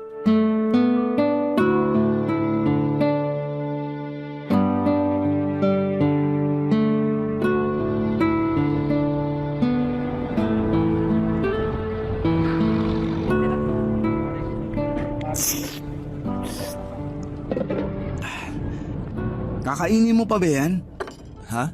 Yang mami mo, uubusin mo pa ba? Kasi kung hindi na, ako na lang uubos. Kunin mo na. Ayun, salamat. Gutom pa ako eh. Mukhang problemado ka yata dyan ah. Araw-araw naman akong problemado eh. Kung sa bagay nga naman. May tanong ako sa'yo. Oh, ano yun? Kapag may nag-alok ba sa'yo ng easy money, tatanggapin mo? Depende. Anong easy money ba yan? Illegal ba yan? Hindi ko alam. Paanong hindi mo alam? Magnanakaw ka ba? Mang-hold up? Kasi krimen yung mga yun. Hindi naman ako mananakit ng tao. Eh ano nga? Mamamakla ka. Maghahanap ka ng sugar mommy. Medyo parang ganon. Sabihin mo na kasi kung anong klaseng easy money yan. Kilala mo si Gabriel, di ba? Oo, yung biglang yumaman ng walang dahilan. Tapos ayaw namang sabihin kung anong trabaho. Sa tingin ko may nag-i-sponsor dun eh. Kaya biglang nagkapera. Tingnan mo, may sarili na nga siyang sasakyan eh. Wala siyang sponsor, kundi nagbebenta siya ng videos online. Video? Anong video naman yung binibenta niya? Vlogger ba siya? Hindi. Gumagawa siya ng malalaswang video, tapos ibinibenta niya sa internet. Ah, oo. Alam ko na yun. Maraming ang ganyan sa internet ngayon. Yun ang trabaho niya? Oo. Yun din ang sinuggest niyang gawin ko kung desperado talaga akong magkapera. Kung video lang naman, wala naman sigurong masama dun. Talaga ba? Nag-aalangan kasi ako eh. Kesa naman magbenta ka ng laman. Magbenta ka na lang din ng video. Kung yun talaga ang makakatulong sa'yo, bakit hindi? Paano ba ginagawa yun? Madali lang. Mag-perform ka lang sa harap ng camera. Tapos kapag gusto nilang panoorin yung buong video, kailangan nilang magbayad. Easy money nga talaga. Magandang lalaki ka naman. Maganda naman katawan mo. Kung gusto mong gawin yun para makatulong sa problema ng pamilya mo, gawin mo. Parang nakakahiya kasi. Pwede mo namang itago yung mukha mo eh, para hindi ka nila makilala. May mga napapanood din akong ganyan, nakatawan lang ang ipinapakita. Yung iba nga, naka-face mask eh. Ano? Papatusin ko na kaya to? Kung kaya mo namang gawin, bakit hindi? Kailangan mo ng pera ngayon eh. Wala na akong ibang choice eh. Ito na lang yung nakikita ko na pwedeng gawin. Pero paano mo ibebenta yung mga video mo? Saan mo ibebenta kung sakali? May website para dyan. Tutulungan daw naman ako ni Gabriel. Ipopromote daw niya yung mga video ko sa mga fans niya. Huwag kang mag-alala. Hindi ko sasabihin sa ibang tao tong gagawin mo. Tikom ang bibig ko. Hindi rin kita huhusgahan. Kasi alam ko naman na gagawin mo lang to dahil sa kagaguhang ginawa sa inyo ng tatay mo. Salamat. Pero kapag yumaman ka, huwag mo akong kakalimutan ha. Si Raulo, kapag nabayaran ko na yung mga utang ni tatay, titigil din ako agad. Basta, good luck na lang. Hanggang suporta lang naman ang maitutulong ko sa'yo. Kasi parehas lang din naman tayong hikaw sa buhay. Malaking tulong na yun para sa akin na may natatakbuhan akong kaibigan. Papa Dudut, doon ko na nga po pinasok ang mundo ng online sex working. Nung una ay natatakot ako na bawat upload ko ng video ay may makikilala or makakakilala sa katawan ko. Napraning ako noon na baka malaman ng ibang tao ang ginagawa ko. Sa tulong naman ni Gabriel na matagal na sa ganong klase ng kalakaran ay nakahanap ako ng fans sa mga sumunod na buwan. Gamit ang katawan ay binalandra ko ang kabuuan nito sa internet, kapalit ng pera. Ang tawag nila sa ganong klase ng trabaho ay alter, na ngayon ko lamang nalaman na nagmula pala sa salitang alter ego kung saan ay gumagamit ng ibang pagkakakilanlan ng isang tao sa online world para hindi sila makilala sa totoong buhay. Kumbaga, iba ang buhay nila sa realidad at iba rin ang buhay nila online. Noon din ay isang persona ang binuo ko, base na rin sa pantasya ng mga customers ko. Hindi naglaon ay mabilis din ako nakapag-ipon ng parokyano, Papa Dudut. Hindi nga ako makapaniwala na ganon lang pala kadaling makakuha ng pera sa pamamagitan ng pagbebenta ng adult videos. Cellphone at katawan lang ang naging puhunan ko. Para kong gumagawa noon ng sarili kong TV show kung saan ay buwan-buwan na nagbabayad ang mga fans ko para mag-subscribe at mapanood ang mga video ko na ina-upload ko araw-araw. Papadudod sa mga sumunod na buwan ay mas nadagdagan pa ang mga nanonood at nagbabayad sa akin hanggang sa unti-unti ko na rin nababayaran ang mga utang ng tatay ko. Okay na ako noon sa paggawa ng mga video. Pero nung nalaman ko ang mga tungkol sa collab ng mga alters ay mas nainganyo pa akong pasukin din ito. Papadudod. Barangay Love Stories. Barangay Love Stories. Sa mundong pinasok ko ay marami akong nalaman tungkol sa mga personal na pagnanasa ng iba't ibang mga tao. May mga fans ako na mahilig sa paa. May mga fans naman ako na gustong-gusto akong makitang sumasayaw ng sexy. May mga personalized na videos din akong ginagawa na nagro-roleplay para bigyang buhay ang mga pantasya ng supporters ko. Lahat ng yun ay ginagawa ko sa pangalan ng pera. Hindi naglaon ay mas lumaki pa ang buwan ng kita ko. Pinatos ko na rin kasi noon ang mga indecent proposals na natatanggap ko lalo na sa mga mayayamang parokyano. Dahil doon ay nag-resign ako sa trabaho ko bilang gasoline boy at nag-focus na lamang ako sa paggawa ng mga videos. Noong tanungin ako ni nanay kung saan ko nakukuha ang mga perang ipinambabayad ko sa mga utang ni tatay, ay nagsinungaling na lamang ako na nakahanap ako ng mas magandang trabaho. Hindi na siya nagtanong pa simula noon at hinayaan na lamang niya akong kumita ng pera. Hanggang sa isang gabi ay nakatanggap ako ng isang message sa kapwa ko alter. Nagtatanong siya sa akin kung willing daw ba akong makipag-collab sa kanya. Papadudod ang collab na tinutukoy niya ay ang collaboration o pagsasama ng dalawang individual para gumawa ng isang proyekto. Kumbaga sa mga singer, dalawang mga awit ang magsasama para gumawa ng kanta. Ganon din sa amin ang collab kung saan ay dalawang sikat na alter ang magsasama sa isang video para sa pareho nilang fans. Isa ang pangalan ng alter na nag-message sa akin. Dahil interesado ako sa imbitasyon niyang yon, ay nagplano kaming magkita para pag-usapan ang mangyayaring collab sa pagitan naming dalawa.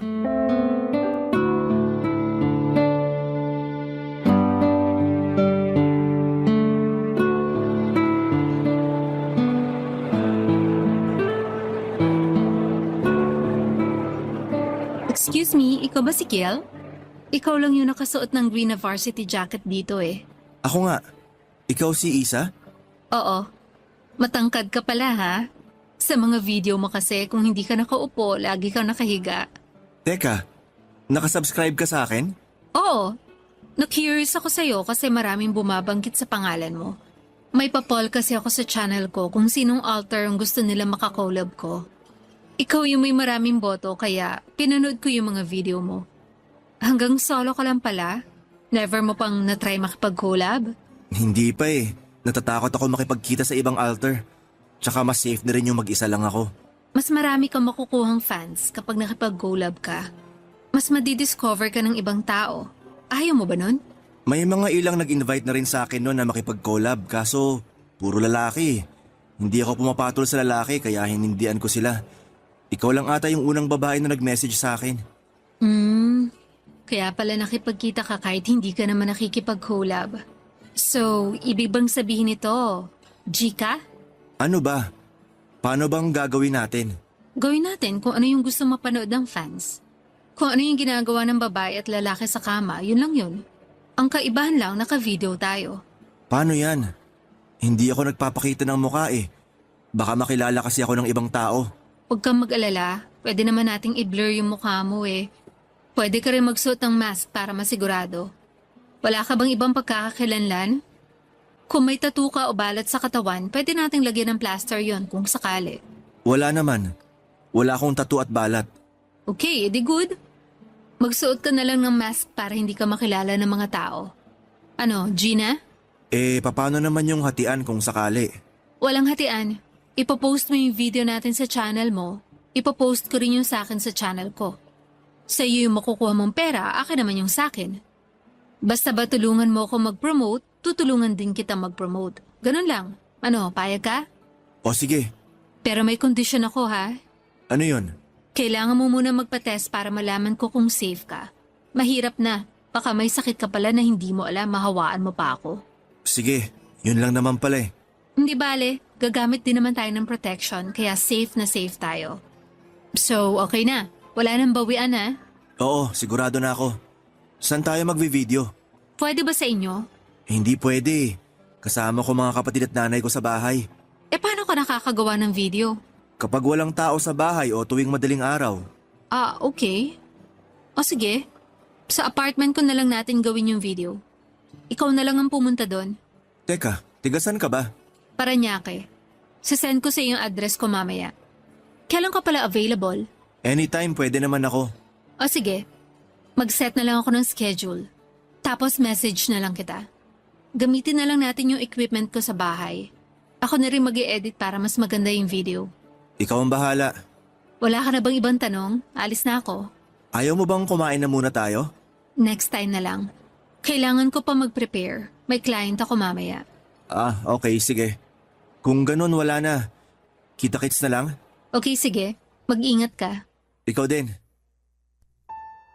Papadudot, aaminin ko na unang kita ko pa lamang kay Isa ay na-turn on na kaagad ako sa kanya. Napakaganda niyang babae. Sobrang bango pa.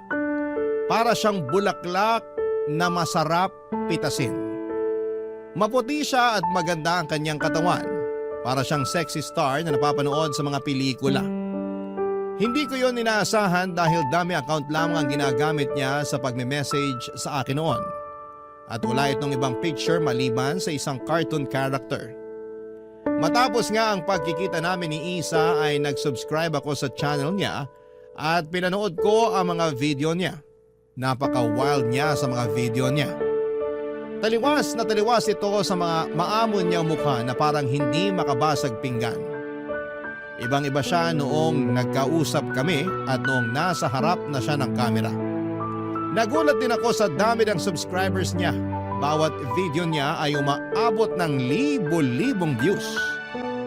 Ilang araw matapos ang pagkikita namin ay nag-set ng date si Isa para sa collab naming dalawa. Nagpunta ako sa apartment niya na studio type. Nagkalat sa paligid ang mga ring light at dalawang kamera. Noon ay nakita ko ang itim na sofa na laging present sa mga video niya.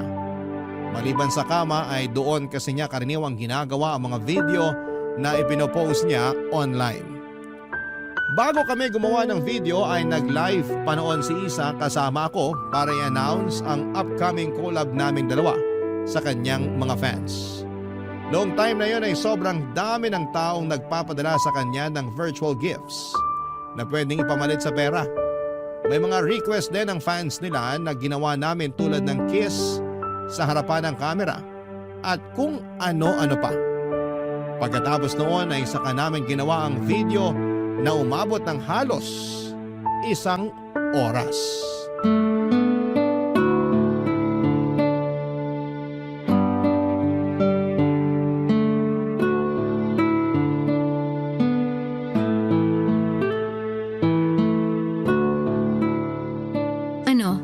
Kumusta naman yung first collab experience mo? Okay naman. Nung una medyo kinakabahan ako kasi first time ko lang makipagtalik sa harap ng kamera. Pero kalaunan nakalimutan ko na rin na may kamerang nakatutok sa atin. Nagulat nga ako na nakatagal ka rin eh. Mahaba rin yung nagawa nating video ah. Ang hirap kayang magpigil. Pero sabi mo nga kailangan umabot ng at least 30 minutes para masulit ng mga tao yung bayad nila. Oo. Sila ang boss natin eh. At kung anong gusto nila mapanood, yun dapat ang i-perform natin. Sorry pala kung sa mukha mo tumama yung… Wala yun. Mas gusto nga nila eh. Alam mo, sa trabaho nating to, gustong-gusto ng mga nanonood yung wild. Hindi kasi nila nagagawa yun sa totoong buhay. Kaya tayong gumagawa nun para sa kanila. So paano pala yun? Isasend mo na lang sa akin yung video para ma-post ko sa channel ko? Oo. Mag-i-edit muna ako, medyo matagal yun. Magpapadala din pala ako sa iyo ng mga clip na pang teaser para abangan nila yung video natin. O sige, abangan ko na lang yung ipapadala mong video. Isa, may tanong ako. Ano? Matagal ka na bang nag-a-alter? Halos 2 taon na rin. 2 taon na? So kung 24 ka na ngayon, 22 ka pa lang nagve-video ka na? Oo, Pero paano ka naman napasok sa gantong klase ng trabaho? dati akong waitress sa isang strip club. May mga customer ako noon na gusto ko makitang sumayaw din. Kailangan ko ng pera noon eh, kaya sinubukan ko. Tapos yun, nagtuloy-tuloy na. Kaso, nagsara yung club na yun matapos ma-raid. Nawalan ako ng trabaho pero tinuloy ko yung pagbebenta ng laman. Tapos, na-discover ko yung pag-alter. Pinasok ko rin yun. Ganun pala. Eh ikaw, paano ka naman naging alter? Maraming utang na iniwan yung tatay ko. Kailangan ko yung bayaran para matigil na sila sa pangahara sa nanay ko. May isang kaibigan na nagsuggest sa akin na magbenta ng video online kaya yun, pinatus ko rin. Halos pareho din pala tayo ng kwento. Wala namang ibang gagawa ng ganitong trabaho kung hindi dahil walang mapagkukunan ng pere. Hindi ah, may ilan na ako nakilala na gumagawa ng video kasi trip lang nila. Talaga? Oo, may naging boyfriend ako na gumagawa rin ng video, kaso naghiwalay din kami. Bakit naman? Wala, nagkasawaan. Ngayon ba? May boyfriend ka ba ngayon? Wala, single ako. Pwede bang mag-apply? Kakakilala lang natin sa isa't isa, manliligaw ka na agad. Ang bilis mo rin ah. Na-inlove ako sa'yo agad eh. Hindi ko alam, basta nung unang kita pa lang natin, hindi ka na nawala sa isip ko.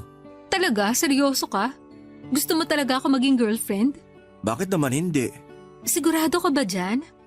Gusto mo maging girlfriend ang isang tulad ko? Wala namang masama ah. Marami ako nakakasamang lalaki halos gabi-gabi.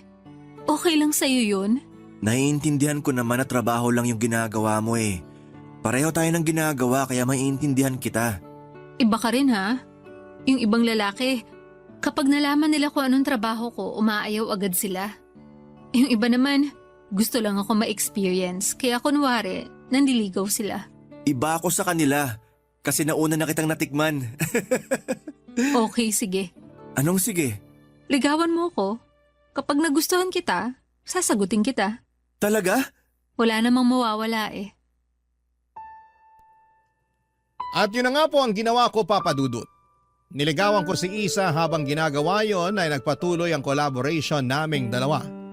Ilang videos pa ang ginawa namin dahil pumatok ang unang video na in-upload namin sa kanya-kanya naming channel.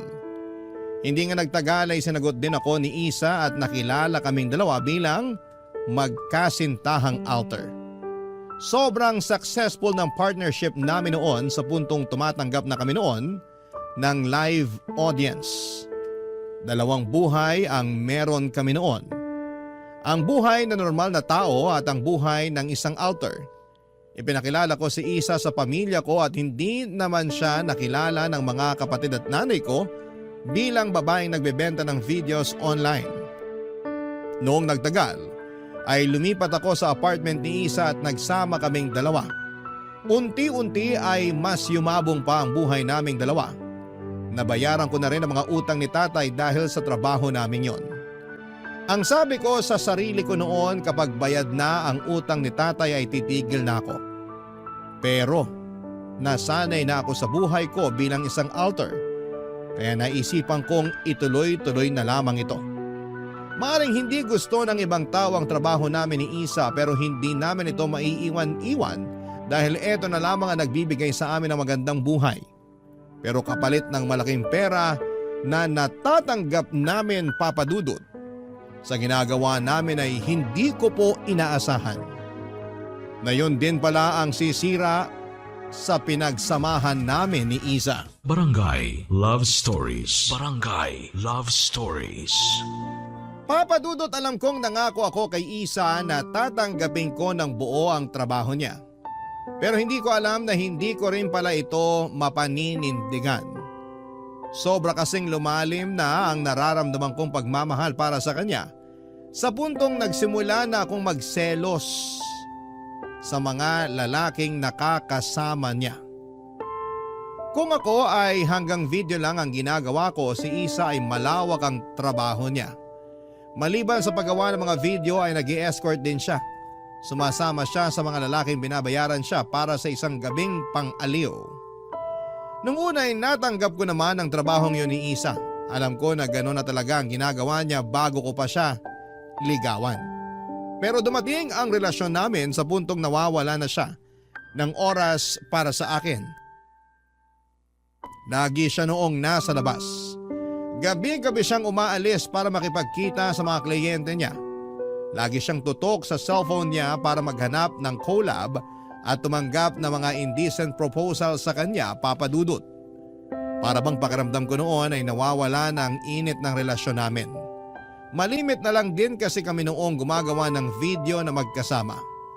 Nawala na ang intimacy sa pagitan naming dalawa at lumalim ang pagsasama namin.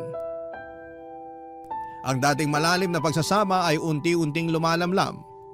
Sinubukan kong ayusin ang relasyon namin at kinausap ko si Isa at iniheg ko sa kanya ang mga nararamdaman ko. Pati na rin ang pagkukulang niya bilang girlfriend ko.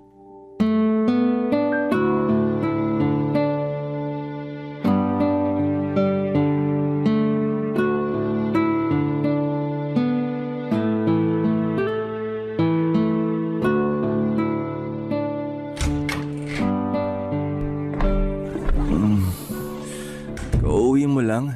Oo. Nagising ba kita? Sorry. Anong oras na ba? Alas 6 na. Usog ka nga. Iidlip lang ako saglit bago ako umalis. Aalis ka ulit? Saan ka pupunta? Oo, aalis ako mamayang alas 9. May client ako sa Tagaytay. Pabiyahe ako na maaga kasi sasabay ako sa kakilala ko. Usog ka na, dali. Oh, dito ka. Tagaytay? Ang layo naman nun. Oo, sa Tagaytay. Medyo malaki to kaya hindi ko siya mahindian. Tsaka matagal ko ng fan yung client na to eh. Sunod-sunod yung racket mo ah. Magpahinga ka naman. Hindi na kita nakakasama rito sa bahay. Bukas wala akong trabaho. Masusolo mo ko, huwag kang mag-alala. Ay, nasanay na lang talaga ako. So bakit ka naman inabot ng alas 6 ngayon? Nag-request yung client ko eh. Sabahan ko raw siya mag-breakfast sa hotel nila bago ako umuwi. Sinamahan mo naman. Malamang, may ekstrang bayad yun eh. Sayang naman, tsaka libre na yung pagkain kaya pumayag na ako. Mabuti pa yung ibang tao na kasama mo sa pagkain. Samantalang ako na boyfriend mo, hindi mo man lang ako magawang saluhan. Sorry na, busy lang talaga. Ayaw mo bang tumigil na lang sa trabahong to? Okay naman na tayo eh. Maayos na buhay natin. May konting ipon na rin naman ako. Maghanap na lang tayo ng normal na trabaho. Akala ko ba naiintindihan mo tong trabaho kong to?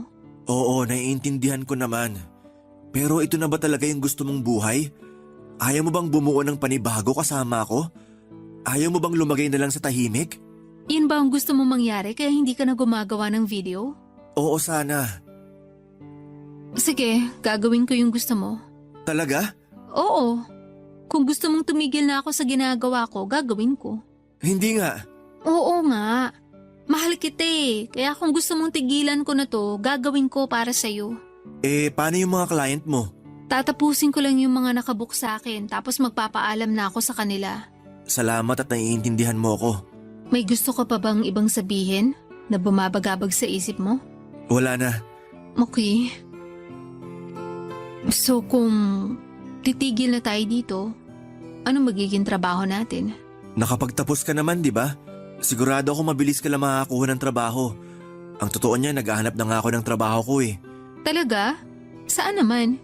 Parang gusto ko maging virtual assistant. Sikat yun ngayon eh. Nag-try ako mag-apply last week. Kaya mo ba yun? Lahat naman natututunan eh.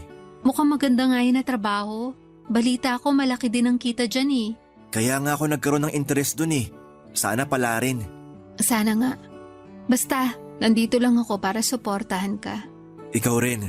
Susuportahan din kita sa kung ano man ang gusto mong gawin. Okay, pag-iisipan ko muna kung saan trabaho ako lilipat. Pero sa ngayon inaantok na talaga ako. Matutulog muna ako ah. Sige, matutulog din ulit ako para may katabi ka. At katulad nga na napag-usapan namin ni Isa ay tinapos na lamang niya ang ibang booking niya at saka hindi na siya tumanggap ng bago. Nagpaalam kami sa mga fans namin at doon din ay tuluyan na naming tinalikuran ang buhay namin bilang alter. Dahil nahirapan ako maghanap ng trabaho ay naisipan namin ni Isa na magpatayo ng isang negosyo.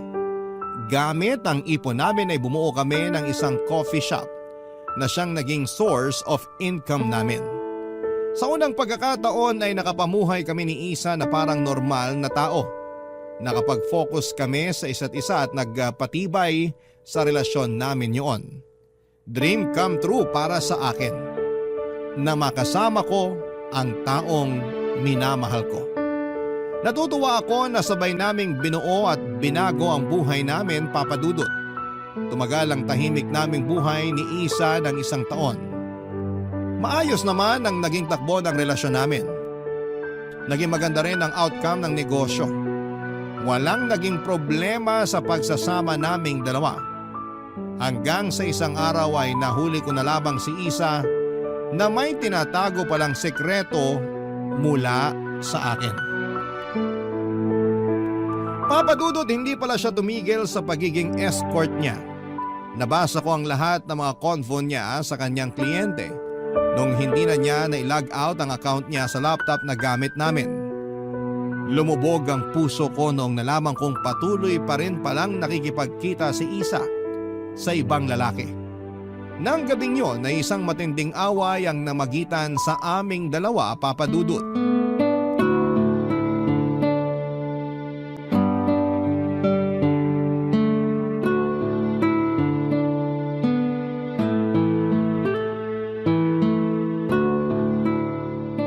Isa, paabot naman ng laptop dyan sa tabi mo.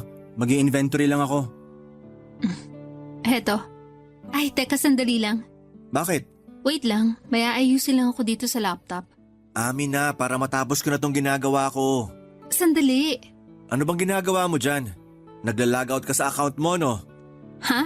Ang sabi ko, yung dummy account mo, dalimutan mo yatang i-logout. Nakita mo? Oo. Nabasa ko rin lahat ng conversation mo nitong nagdaang linggo. Kiel. So hindi ka pa rin talaga tumigil? Nagbebenta ka pa rin ng katawan hanggang ngayon?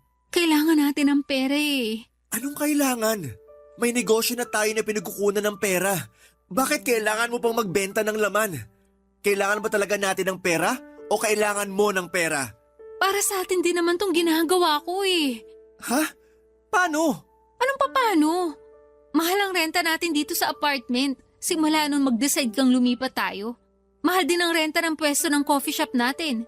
Marami akong luho, marami ka ring luho. Sa tingin mo kasya yung sales natin kada buwan na nagmumula sa shop? Hindi!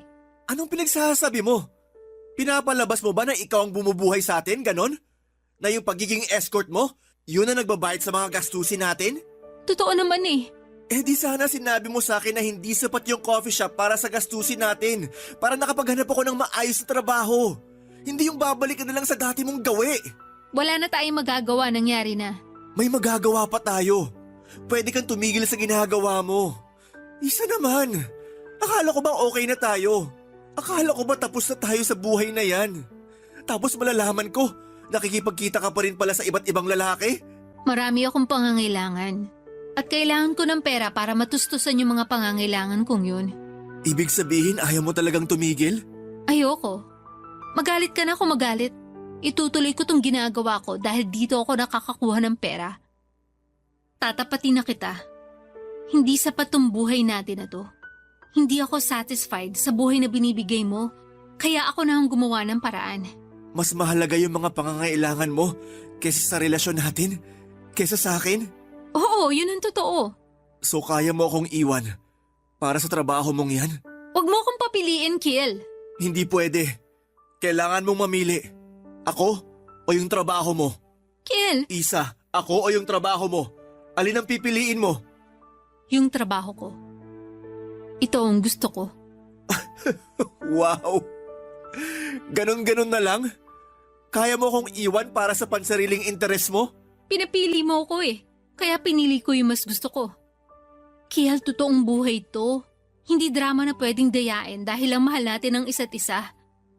Sorry, pero hindi ko kaya maghirap kung alam kong kaya ko namang i-provide yung mga pangangailangan ko. Ibang klase ka. Paano mo nasasabi itong mga bagay na to? Ikaw ang nagsimula nito kaya wag mo kong sisihin. Isa lang naman ang solusyon sa problema nating to. Para masalba tong relasyon natin, tanggapin mo kung ano ako. Yun lang yun. Hindi. Kung hindi mo kayang magbago para sa akin, para sa relasyon natin, wala nang rason para isalba pa tong pagsasama na to. Kung mas mahalaga ang trabaho mo kaysa sa akin, hindi ko na ipaglalaban to. Bibitawan mo ako? Sige. Sana maging masaya ka sa ginagawa mo. Kiel, sandali! Huwag kang umalis, Kiel! Papa Dudut, siguro nga'y hindi kami para sa isa't isa ni Isa. Hindi kami nakatadhanang dalawa na magsama. Magkaiba kami ng gusto, magkaiba kami ng hangarin sa buhay. Mas mahal niya ang trabaho niya, mas mahal ko siya. Yon ang pinagkaiba naming dalawa. Pero hindi ko rin hahayaang saktan ko ang sarili ko. Hindi ko kayang gabi-gabing nag-iisip kung sino ang lalaking kasama ng girlfriend ko. Kung hindi niya kayang bitawan ang trabaho niya, ako na lamang ang bumitaw sa kanya. Ilang linggo ang lumipas ay desidido pa rin talaga si Isa na ipagpatuloy ang dati niyang buhay. Kaya naman ako na mismo ang nakipaghiwalay sa kanya. Bumalik ako sa pamilya ko. Iniwan ko sa kanyang apartment namin at binayaran ko na lamang siya para masolo ko ang coffee shop na pinatayo namin. Simula noon ay hindi na muli kaming nag-usap pa. Alam kong malaki ang naitulong sa akin ng pagiging alter ko. Nabago nito ang buhay ko pero ng mga panahong yon ay gusto kong manggaling naman ngayon ang perang nakukuha ko sa bagay na hindi ko ikinakahiya. Nagpursigi ako at ipinagpatuloy ko ang nasimulan kong negosyo. Nag-ipon ako ng pera at binuo kong muli ang sarili ko. Sa ngayon, Papa Dudut, ay masaya na ako sa buhay ko kasama ang sarili kong pamilya. May isa na po akong anak sa ngayon. Ang huling balita ko kay Isa ay isa na raw siyang kabit ng matandang politiko. Hindi ko alam kung gaano katotoo ang balitang yon, pero hindi ko na rin po ito masyadong binigyan ng atensyon. Samantala, ang buhay ko bilang alter noon ay tuluyan ko nang ibinaon sa limot. Hanggang ngayon ay nananatiling sekreto ang parte ng buhay kong yon na dadalhin ko na hanggang sa aking kamatayan. Dito na po nagtatapos ang kwento ko. Maraming salamat po sa inyo, Papa Dudut, at sa inyong mga tagapakinig sa inyong programa sa pagpili ng aking sulat. Ang inyong forever kapuso at kabarangay, Kiel.